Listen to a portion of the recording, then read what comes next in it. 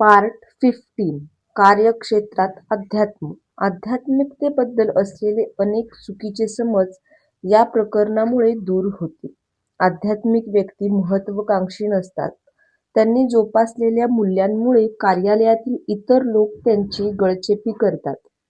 जगताना चांगली मूल्य जोपासण्याची इच्छा आपण बाळगता कामा नये, असे ते चुकीचे समज आहेत. सचोटीने कमवा, अनुकंपेने खर्च करा.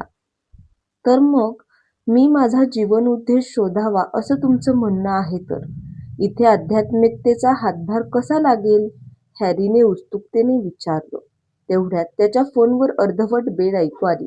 कोणाचा फोन आहे हे त्याने पाहिलं. अरे च्या, माझ्या बायकोने पुन्हा मिस कॉल दिला आहे.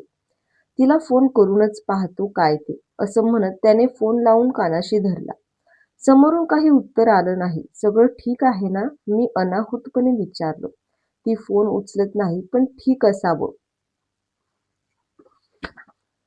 त्याचा मूळ प्रश्नाकडे येत मी म्हणालो, आध्यात्मिकतेमुळे मनातला संभ्रम दूर व्हायला मदत होते. विचारांना स्वच्छता आली की आपला उद्देश काय आहे हे सखोल पातळीवर जाणण्याची क्षमता आपल्यात येते.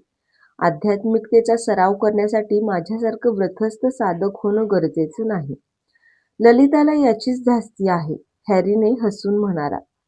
तिला असं वाटतं की डोक्याच्या तुळतुळीत गोटा करून मीही मठात राहायला जाईल. मी थट्टेनं म्हटलं, तसंही तुझ्यासाठी जागा नाही आमच्याकडे.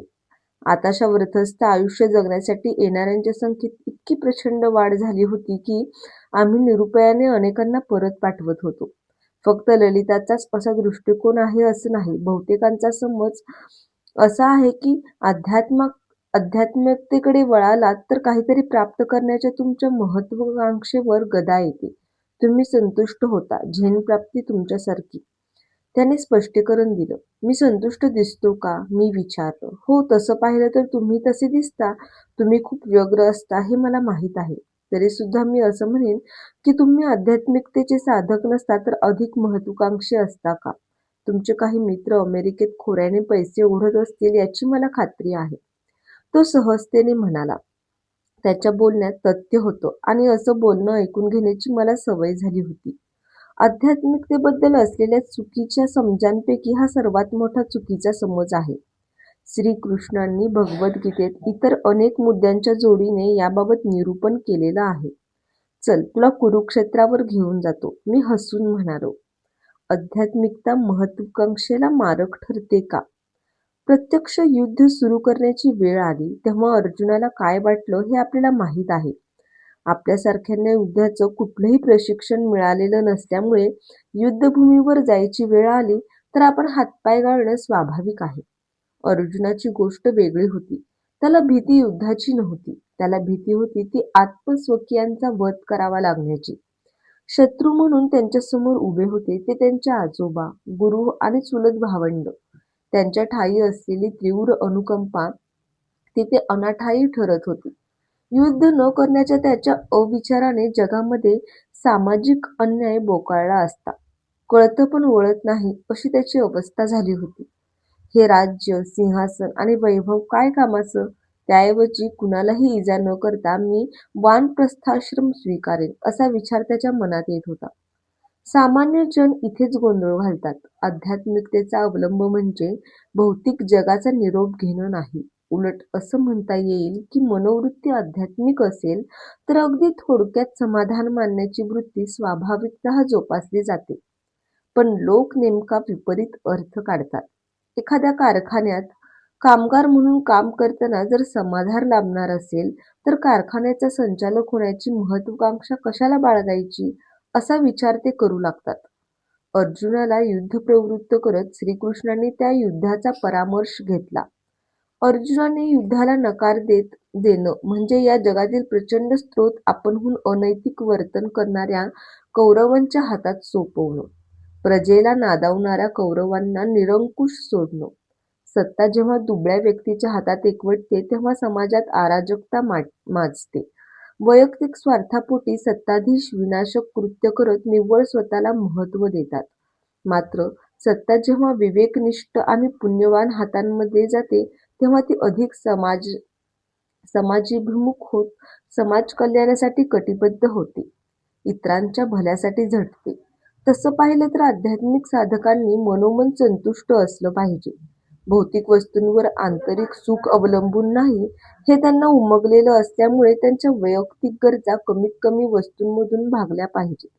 असं असूनही जनसेवेचा मुद्दा जिथे उपस्थित होईल तिथे त्यांनी कधीही आत्मसंतुष्ट असता कामा नये. तिथे जर निष्क्रियता किंवा लाचारी पत्करली तर समाज कल्याणाच्या दिशेने त्यांना वाटचाल करता येणार नाही. म्हणूनच युद्धासाठी कृष्णाने अर्जुनाला उद्युक्त केलं. सिंहासनावर अधिकार सांगण्यासाठी विजय प्राप्त करणं गरजेचं होतं. ते सिंहासन जनतेचं होतं, पांडव फक्त प्रतिनिधित्व करणार होते. नैतिकतेच्या पायावर त्यांची मूल्य जोपासली गेली असल्यामुळे त्यांचं नेतृत्व सुयोग्य आणि कणखर होतं आणि म्हणूनच त्यांच्या नेतृत्वाखाली जनतेचा आणि समाजाचा विकास होणार होता व भरभराट होणार होती. आध्यात्मिकता महत्वाकांक्षेला मारक नसून ती जनसेवेची मार्गदर्शक आहे हे वरून लक्षात येईल. संपूर्ण निस्वार्थीपणा हा सहसा कोणाचा उद्देश नसतो. महत्वाकांक्षा जोपासणं, उद्योजकता स्वतःमध्ये भिनवणं यामध्ये काहीही अयोग्य नाही. अधिक धनप्राप्ती करत आरामशीर आणि चैनीचं आयुष्य जगण्यात काहीही चुकीचं नाही. हे माझ्यासारख्या 2 बाय 3 मीटरच्या जागेत सामावणारा साधक तुम्हाला सांगतो आहे. यशस्वी होण्यासाठी मी नेहमी सगळ्यांना प्रोत्साहन देत असतो. तुम्हाला जर आरामशीर जीवन, मोठी सुंदर गाडी, सुट्टी आणि चैन यांसारख्या गोष्टी हव्या असतील तर त्यात चुकीचं काहीही नाही. ईश्वर कृपेने महत्वाकांक्षा जोपासण्यासाठी आणि त्या प्राप्त करण्याची क्षमता असेल तर त्या पूर्ण करण्याचा आपण प्रयत्न केला पाहिजे. त्या दाबून टाकणं योग्य नाही. मग चुकतो कुठे? चैनीचे जीवन जगत असताना आपण हाही विचार केला पाहिजे की मी समाजाचं देणं फेडतो आहे की नाही. संपत्तीच्या जोडीने निस्वार्थीपणा आणि नम्रता असली तर दातृत्व उफाळून येईल. एखादा नवटोक नारायण लग्नासारख्या समारंभात कोट्यावधींची उधळण करेल तशी तो करू शकेल. त्या तुलनेत तो समाजासाठी काय करतो आहे हे महत्वाचं आहे. गरजूंपर्यंत पोहोचणं गरजेचं आहे. उंचावलेल्या जीवन दर्जामुळे आपल्याला क्षणिक समाधान लाभेलही, तथापि त्यामुळे मनाला शांती मिळेलच असं नाही. ती प्राप्त होते दानातून. म्हणूनच लोकांनी आपल्या महत्वाकांक्षांचा मनपूर्वक पाठपुरावा करावा असा आग्रह मी धरतो. त्या जोडीने मी त्यांना आवर्जून सांगतो की आपल्याला भरभरून देण्यामागे देवाचे 2 उद्देश आहेत. एक म्हणजे आपला जीवन दर्जा उंचावणं आणि दुसरं म्हणजे आपलं दातृत्व वाढवणं. माझं सविस्तर विवेचन ऐकून हॅरी म्हणाला, मान्य. मी हे नाकारत नाही. मला असं म्हणायचं आहे की आध्यात्मिकतेचा सराव करत असताना माझ्या महत्वाकांक्षेवर परिणाम होत नाही, पण माझ्यातली स्पर्धेची वृत्ती यामुळे नष्ट होईल का? हॅरीचा प्रश्न मला संदिग्ध वाटला. आम्ही आता मंदिराजवळ पोहोचलो होतो. मी प्रतिप्रश्न केला, कशी काय? आध्यात्मिकता म्हटली की लोकांच्या मनात एक विशिष्ट सूत्र तयार झालेलं दिसतं. तुम्ही जर कोणाला सांगितलं की तुम्ही अध्यात्माचा सराव करत आहात तर तत्क्षणी ते तुम्हाला बुरसटलेल्या विचारांचे समजू लागतात. तुमच्याकडे पाहण्याचा त्यांचा दृष्टिकोन बदलतो.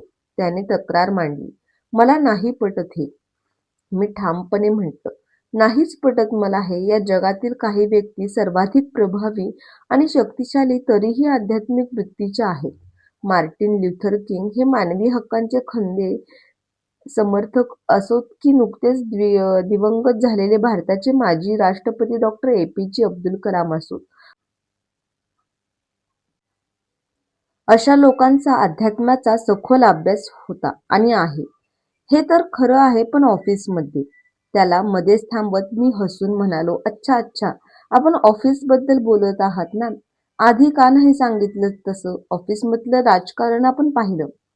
ऑफिस म्हणजे विश्वाची चिमुकली प्रतिकृती आहे. हॅरी संकोचाने म्हणाला. मी जर ऑफिसमध्ये सांगितलं ना, बोलावं की नाही अशा द्विधा अवस्थेत तो क्षणभर अडखळला की मी एका साधकाला जेवायला बोलवलं होतं तर लोकांना ते विचित्र वाटेल. मला ध्यानधारणा आणि योग साधना आवडते. मी विनम्र आहे. इतर जण माझा फायदा घेतात असे अनेक विचार त्यांच्या मनात येतील. हॅरीच्या म्हणण्याचा मतितार्थ माझ्या लक्षात आला. कामकाजाच्या संदर्भात जोपासला जाणारा हा अजून एक चुकीचा समज आहे. तुम्ही जर सचोटीने वागत असताल तर तुमचा दुरुपयोग करून घेतील. आध्यात्मिक वृत्तीच्या लोकांना बाकीचे लोक दाबतील हे खरं नाही. या संदर्भात तुला एक कथा सांगतो, म्हणजे तुझ्या लक्षात येईल. साधू आणि साप. भारतामध्ये सापाच्या वाट्याला सन्मान येतो. लोकांना त्याची प्रचंड भीती सुद्धा वाटते. ताजमहल, गोवा आणि गारुडी यांपासून मिळणाऱ्या पैशांवर भारताची आर्थिक घडी अवलंबून आहे, असं जगभरातील अनेकांना वाटतं. अर्थातच यात तथ्य नाही. तरी सुद्धा भारतीय संस्कृती आणि साप यांना वेगळं करता येणार नाही. तो भारताचा अविभाज्य भाग आहे. हजारो वर्षापूर्वीची ही गोष्ट आहे. एकदा काही खेडूत एका साधूसमोर येऊन उभे राहिले. अनेक वर्ष पर्वतावरील खोल गुहेत तपसाधना करून त्या साधूची बुद्धी प्रगल्भ झाली होती. तो उंच पर्वत चढून खेडूतांना दम लागला होता. भीतीने त्या कंठातून आवाज फुटत नव्हता. कसाबसा धीर एकवटत एका खेडूताने गाऱ्हाण मांडलं, स्वामी काहीतरी करा. एका महाभयंकर विषारी सापाने आम्हा गावकऱ्यांचं जगणं कठीण केलं आहे. त्यावर साधूने उत्तर दिलं नाही. अजूनही तो ध्यानावस्थेत होता. एकमेकांकडे पाहत गावकऱ्यांनी पुन्हा मगाच्या माणसाला हाताने ढोसलं. किंचित पुढे होऊन तो बोलू लागला. त्या सापाचा फुत्कार कित्येक मैल दूर ऐकू येतो. त्या वाटेत कुणी आलं की दयामया न दाखवता तो चावा घेतो. मग त्याला कोणी डिवचलं नसलं तरी तो विचार करत नाही. त्याची इतकी भीती बसली आहे की आम्ही कोणीही आपापल्या शेतात गेल्या कित्येक दिवसात पाऊल देखील टाकलेलं नाही.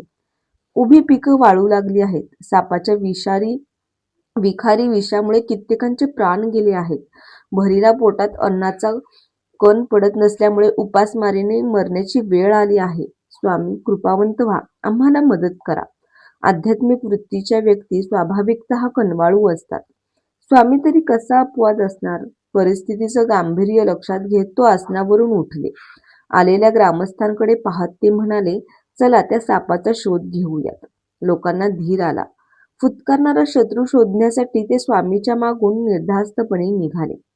अवघ्या काही काळापूर्वी सुजलाम सुफलाम असलेलं त्यांचं गाव त्या सापाच्या भीतीने वैराण झालं होतं. गावाच्या दुसऱ्या बाजूने त्यांचे फुत्कार ऐकू येत होते. पुढच्या काही क्षणात तो साप या जमावासमोर येऊन उभा राहिला. त्याच्या हातातले भाले आणि मशालीचे त्याने यथाकिंचितही दखल घेतली नाही. त्याला पाहताच गावकऱ्यांच्या पाचावर धारण बसली. क्षणार्धात सगळ्यांनी तिथून पलायन केलं. साधू मात्र ठामपणे जागच्या जागी उभा राहिला. फणा काढलेल्या सापाची त्याला जराही भीती वाटली नाही. सूर्यप्रकाशात सापाच्या अंगावरचे हिरवे काळे खवळे चमकत होते. त्यांचा लवचिक देह सळसळत होता. आहा, काय सौंदर्य आहे! साधूच्या मनात आलं. सापाच्या इतर सावजांप्रमाणे साधू घाबरून पळाला नाही याचं नवल वाटून साप जागच्या जागी थबकला. त्याने साधूकडे रोखून पाहिलं. हे विलक्षण देखण्या प्राण्या, असा पुढे ये, साधूने त्याला आव्हान केलं. त्याच्या अगत्याने आणि आमंत्रणाने साप भारावला. आजवर कुणीही त्याला इतका आदर दिला नव्हता. त्याच्या वाट्याला फक्त तिरस्कार आणि क्रोध आला होता. आज पहिल्यांदाच तो प्रेम अनुभवत होता. इतक्या काळापासून त्याच्या अंगी बांधलेलं क्रौर्य क्षणार्धात नाहीसं झालं. साधूच्या दिशेने जात त्याने स्वतःला नम्रपणे साधूच्या पायाशी वेटोळ्यात गुरफटून घेतलं. पळून गेलेल्या गावकऱ्यांपैकी काही जण तिथे लपले होते. साधू आणि साप यांच्यातील संवाद त्यांना ऐकू आला नसला तरी सापाच्या कृतीने ते आश्चर्यचकित झाले. एखादा जुना मित्र भेटला असावा अशा सहजतेने साधू सापाला म्हणाला, हे सापा, तुझ्या सौंदर्याने मी चकित झालो आहे, पण मला एक सांग, तू या गावकऱ्यांना का बरं त्रास देतोस? सापाने फणा खाली घेतला. तुझ्या विध्वंसक वृत्तीचा त्याग कर. गरीब बिचाऱ्या गावकऱ्यांना निष्काळन छळू नकोस. त्यांना डंक बांधण्यात काय अर्थ? ते तुझी बरोबरी करू शकतात का? जंगलात तुला पोटभर खायला मिळेल. साधूच्या समजावण्याने सापाचं मतपरिवर्तन झालं. साधूला नमन करत त्याने तिथून निघून जायचं ठरवलं. साधूचा डौल, सौजन्य आणि आत्मीयता पाहून साप देखील थक्क झाला होता. नवीन वाटांवर चालणं कुणालाही जमू शकतं. सापानेही तेच केलं. आयुष्याचं पान उलटवत निरागसतेचं जीवन जगण्याचा संकल्प त्याने केला. इथून पुढे तो कोणालाही इजा करणार नव्हता. ग्रामस्थांचा आनंद गगनात मावेना. आता ते निर्धास्तपणे शेतात जाऊ लागले. त्यांची गुरंढोरं मुक्तपणे कुरणात चरू लागली. मुलं बाळं सुखीने व जंगलात खेळू लागली. साधू देखील साधनेसाठी गुहेत परतला. सगळे सुखाने नांदू लागले. थांबा, गोष्ट अजून संपली नाही. अनेक महिन्यांनंतर साधू माधुकरी मागण्यासाठी गावात आला. अधूनमधून घासभर अन्नाची गरज त्याला भासायची. गावात पोहोचण्याआधी एका प्रचंड वृक्षाखाली जवळजवळ निष्प्राण अवस्थेत पडलेला एक मोठा साप त्याला दिसला. त्याने नीट पाहिलं. तोच साप होता. त्याने खवले पडले होते. शरीरावर जखमा झाल्या होता. तो धापा टाकत होता. अरे मित्रा, हे काय झालं तुला? साधूने मायेने आणि काळजीने विचारलं. चांगुलपणाचा परिणाम आहे हा. सापाचं विष जरी आटलं होतं तरी स्वर कडवट होता. तुमची आज्ञा प्रमाण म्हणून मी ग्रामस्थांना त्रास देणं बंद केलं. त्यांच्यावर हल्ला करणं थांबवलं. ते सगळं मलाच भोवलं. माझ्यावर दगड फेकायचे, मला काट्यांनी झोडायचं, माझी शेपटी धरून ओढायचे. आता तर मी मुलाबाळांच्या थट्टेचा विषय झालो आहे. मात्र एक सांगतो तुम्हाला, दिलेलं वचन मी अजूनही मोडलेलं नाही. प्रेमाने हसून साधू म्हणाला, हे सापा, मी जे सांगितलं ते तू आचरणात आणलंस, परंतु तुला माझ्या म्हणण्याचा अर्थ संपूर्णपणे उलगडला नाही असं दिसत आहे. मी तुला म्हटलं होतं की गावकऱ्यांना जाऊ नकोस, पण जे फुतकार ऐकून गावकरी तुझ्यापासून मैलोमैल दूर राहत होते ते फुतकार तू टाकू नयेस असं मी तुला कधी सांगितलं? साधूच्या म्हणण्याचा अर्थ सापाच्या क्षणार्धात लक्षात आला. त्याने सळसळत फुतकार टाकायला सुरुवात केली. ज्या भयानक आवाजाने गावकऱ्यांना जगणं कठीण झालं होतं तोच आवाज परतून आला. तिथून पुढे तो साप आणि ते गावकरी सुखाने नांदू लागले. गोष्ट संपली. वा, काय छान गोष्ट होती, हॅरी म्हणाला. तात्पर्य, आध्यात्मिक वृत्तीच्या व्यक्ती जाणून-बुजून कोणालाही इजा पोहोचत नाहीत किंवा व्यवसायात कोणाची फसवणूक करत नाहीत. तथापि करताना ते भेदरून वावरत नाहीत. विनम्र आणि सहनशील असलेल्या व्यक्तीला कोणीही सहज बाजूला ढकलू शकेल असं नाही. उलट हे दोन गुण असलेली व्यक्ती कोणत्याही परिस्थितीत योग्य आचरण करते. व्यवसाय आणि भोजन या दोन गोष्टी साधं सरळ आचरण ठेवा असं म्हणतात. ते काही उगाच नाही. आध्यात्मिकतेमुळे आपले व्यक्तिमत्व बदलतं, ते चांगल्यासाठी.